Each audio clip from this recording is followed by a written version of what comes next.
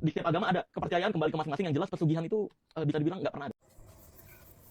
Marcel pesulap merah, saya perhatikan kayak dia ada penurunan sama kesehatan nih, mungkin kualat lah kalau saya bilang dia itu kualat sama istrinya atau sedang mendapat karmanya dari membuat sang istri sakit hati hingga sampai nisan patok, nisan 2 tengah mawar gitu ya. Menurut yang saya tahu di video-video yang beredar, dan sekarang lagi menikmati dengan istri mudanya ya. Oke, saya setit video ini di broadcastnya Densu tentang membahas persugihan Kemukus ya. Saya nggak mau bahas itu karena saya sendiri belum tahu Gunung Kemukus. Saya juga belum pernah ke sana. Saya mau bilang si Marcel ini bilang kalau saya persugihan itu belum pernah ada. Kalau saya melihatnya ada ya. Nah, berbentuk TUYUL. Ini dua tetangga saya yang beda RW, ada 2 orang ya, dan saya pun mempelajarinya dampak dari persugihan dari neneknya dan kakeknya, karena yang kena karmanya itu cucu-cucunya. Saya melihatnya seperti itu ya, yang saya perhatikan dari tetangga saya yang beda RW. Oke, untuk persugihan Kemukus, dulu ada pacar saya yang mau mengajak saya bilang ke saya itu baru pertama kali tuh di ya, nanti saya bahas yang tetangga saya itu ya. Wo, yuk ke Gunung Kemukus. Untuk apa mas? Aku kan masih culun tuh, masih pekok tuh waktu itu. Buat ke sana, wo, nanti kita gini, nanti jika salah satu yang kaya, ada salah satu yang kaya itu ngasih ngasih nafkah ke yang miskin. Contoh nih, saya sama laki-laki ya, bernama Joni gitu ya. Joni sama saya ke Kemukus gitu. Udah kuklik gini gitu. Saya kaya, tapi saya harus menafkahi si Joni ya. Tapi kalau saya sampai mangkir dari kesepakatan itu, saya tidak memberi nafkah Joni, saya akan hancur harta benda saya. Itu sedikit yang saya dengar cerita dari mantan pacar saya dulu ketika umur berapa ya, 25-an tahun lah. Sekarang saya udah kepala 4 ya. Ya beginilah, senang ingatanku tuh bisa pulih mengingat masa. Oke, meski otak saya yang baru 19 tahun gitu ya. Oke, saya mau bahas persugihan itu ada ya, tetangga saya itu 2 berupa TUYUL ya. Yang satu pendatang ya. Dulu keluarga saya itu sering, ketika saya masih kecil itu ibu saya khususnya sering kehilangan uang. Yang pendatang ini saya melihat karmanya itu kepada cucunya ya. Dia tuh hanya seorang pedagang pasar yang nggak begitu wow gitu. Cuman kalau ke pasar pun bawa dagangan yang ecek-ecek. Yang laki pun cuma petani biasa tapi agak gini ya. Nah, punya 2 anak cewek-cewek itu mewah-mewah rumahnya ya. Nah, yang terjadi itu si laki-laki kalau marah ngumuri sekali ya, sampai intinya rumah itu gak terasa panas ya. Terus yang terjadi itu anaknya kayak beng alias dongong alias ya itulah ya. Bukan berarti untuk berkata kasar, ini fakta yang saya lihat. Itu satu. Yang kedua ini agak Estamos encurazados de flow, estamos pasados, nadie se pasa conmigo, yo lo tengo amenazado. Tomando una bala que te... oke. Ini orang dari luar ya, intinya luar Asia ini, nggak tahu orang mana ya. Gini, saat ini ya yang dia banggakan itu bodinya yang seksi ya. Jadi ya kontennya ya goyangan-goyangan erotis gitu, sehingga memancing laki-laki itu yang tadinya gini jadi gini gitu ya. Ini masih muda ya, terus mungkin belum punya pasangan, belum pernah turun mesin gitu. Jadi ya kontennya ya seperti itu. Nanti ketika dia bisa berpikir waras ya, satu mungkin di usia 40 ke atas. 2, ketika dia sudah punya suami dan anak gitu, dia bisa berpikir waras gitu. Kenapa dulu masa muda gue gitu bikin konten kayak gitu-gitu gak jelas ya. Ya, itu kemungkinan dia berpikir waras seperti yang saya sebut tadi gitu ya. Kah yang ngamuk? RUU perampasan aset harus kita kawal. Cari aja video fullnya ya.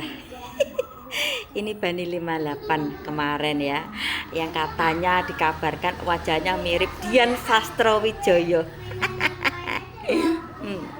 Itu menurut yang ngefans sama dia gitulah. Saya setit bagian ini, saya paham, saya bisa baca pola pikir dia itu menyentil siapa? Ibu Mega, Mbak Puan, dan PDIP.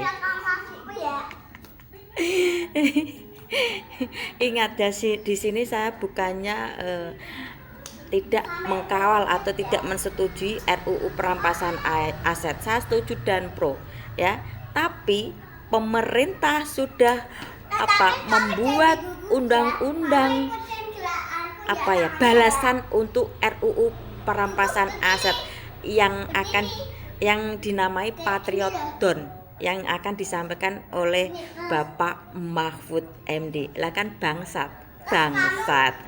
Kalau mendengar, kalau yang saya pelajari ini kok kayak saya ingat sama kata-kata Pak Prabowo di zaman dulu. Saya nggak butuh lu lulusan SD, SMP, gue nggak butuh lu gue nggak peduli lulusan SD, SMP atau lu nggak punya ijazah, gue nggak peduli. Yang penting lu punya duit berapa. Udah pernah lihat statement Pak Prabowo ini belum? Jadi, nah, pahamlah, ayolah mulai berpikir waras. Oke? Nah, inilah gimana komen. Mudah-mudahan video saya sampai ke Mbak Dian Sastrowijoyo KW ya. Ini penggemarmu loh yang ngasih branding seperti itu. Saya kan cuman ikut-ikutan. Oke? Peace and love, cinta damai. Ada undang-undang baru, yaitu pas perubahan undang-undang untuk P2SK yang ngatur dana antara itu. Iya. Di situ ditambah satu pasal 50A. Dana antara mengeluarkan Patriot Bond dan Merah Putih Bond. Siapa yang membeli ini hartanya tidak akan diusut. Nah, itu menghapus undang-undang perampasan aset. Kenapa bisa ada? Dia udah tahu ini siapa yang main, orang gila mana yang masuk ke sini. Patriot Bond itu saya baca sih Pak, benar sih Pak itu. Iya, di situ dijelaskan pemilik Patriot Bond ini gitu. Tidak bisa dijerat ke pengadilan. Iya. Tidak bisa dijadikan bukti di pengadilan, baik perdata, pidana maupun tata usaha negara. Aman. Jadi Bapak nanti buat jahat aja. Iya. Ini kasarnya ya. Lalu beli Patriot Bond. Iya. Nggak bisa diusut. Apa? Ini harta saya kok. Sudah dijamin oleh pasal 50A. Gitu kan? Meskipun ada orang mengatakan, nih, kan ini bisa diusut. Gimana ngusut ini kalau nggak boleh ngusut ini? Iya, bisa kan? Berhenti.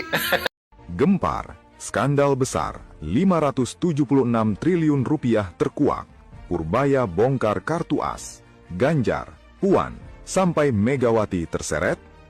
Menteri Keuangan Purbaya Yudi Sadewa tak pandai. Oke, aku mendapatkan video ini dan narasinya sebetulnya itu panjang ya, karena saya cuman sampai segitu doang gitu. Menurut saya ini narasi gatel gitu.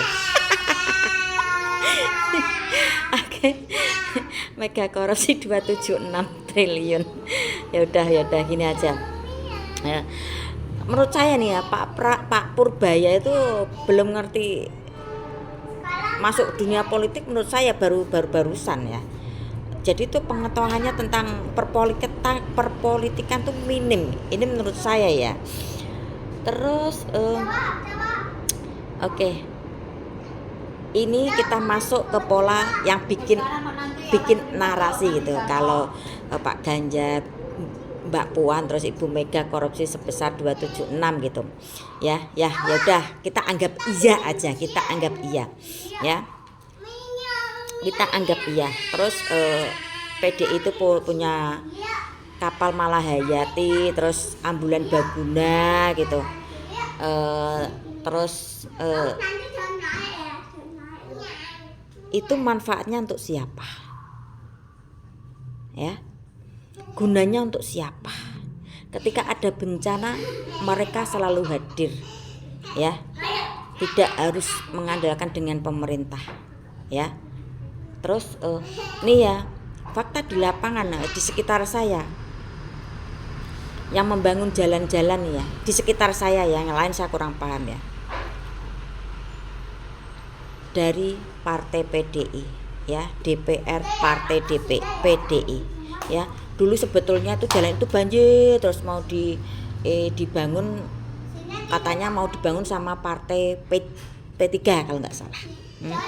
Tapi apa buktinya? Ya, nggak kunjung tiba. Ya, isinya cuma makan-makannya pun di luar kampung kami yang anggota DPR ini yang saya sebut yang bukan PDI ya, yang berlambang Ka'bah itu. Makan-makannya tuh bukan di kampung sini tapi di luar kampung sini, padahal suara yang dibutuhkan tuh kampung sini ya. Sedangkan problema masyarakatnya seperti apa kurang paham. Ya, dulu ada sebuah jalan banjir terus ya, katanya mau diperbaiki sama anggota DPR dari lambang Ka'bah, tapi apa faktanya yang merealisasikan dari partai PDI. Ini real ya, ini yang terjadi di sekitar saya ya. Ya saya coba untuk memahami pola pikir yang bikin narasi gitu ya. Kalau memang Pak Ganjar dan kenapa belum ada pernah dipanggil ke KPK ya, sebetulnya tuh ya dulu tuh brengsek, cuman kadang untuk kepentingan pribadi bukan untuk masyarakat umum ya. Ya, saya ini ngomong secara global aja ya, pejabat-pejabat ya dulu tuh memang brengsek bangsat semua ya, tergantung tujuannya untuk apa ya.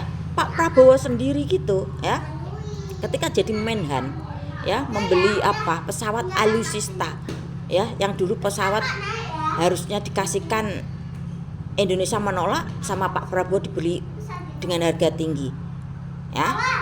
Terus itu yang jagung tanam jagung jadi singkong atau singkong jadi jagung itu ya, food estate itu ya. Apa itu nggak meraih untung, apa itu nggak meraih uang? Meraih ya, karena ini untuk bisa menghancurkan ya PDI, Pak Ganjar, Bu Mega dan Mbak Puan ya. Oke, kita berpikir secara brengsek-brengsekan lah ya. Tapi manfaatnya untuk siapa? Untuk rakyat kecil juga ya. Mulai berpikir waras ya. Ya. Di NTT hadir ya. Katakanlah kalau emang Pak Ganjar itu korupsi ya, tapi di situ lihat itu video-video. Entah kalian kalau yang nggak suka menganggap pencitraan, tapi beliau mengeluarkan uang, mengerahkan tenaga ya, dari Jawa Tengah sampai ke NTT itu perjalanan nggak 1-2 jam ya. Di situ beliau mengeluarkan uang pribadi gitu. Ya kalau memang hasil KKN Pak Ganjar yang seperti narasi sebut ini, ya minimal untuk kembali ke rakyat itu sendiri ya. Sampai di sini paham. Kita berpikir busuk-busukan aja.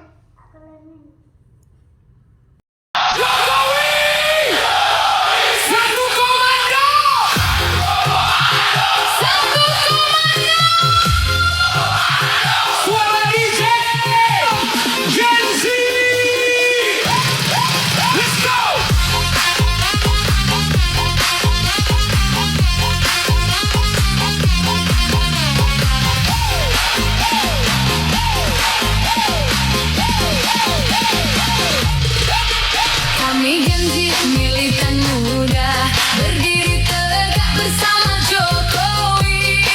Takkan ragu, takkan berpaling, satu komando sampai akhir nanti. Kami datang bukan cari lawan, angkat kaki bawa kedamaian, bergandeng tangan satukan jiwa untuk Indonesia yang lebih jaya. Dari Sabang sampai Merauke, suara kita tidak berbeda. Militan muda terus melaju, bersatu kita Indonesia maju. Militan Jokowi, Tetap bersatu, bersama kita maju. satu komando, Takkan tergoda, Indonesia jaya.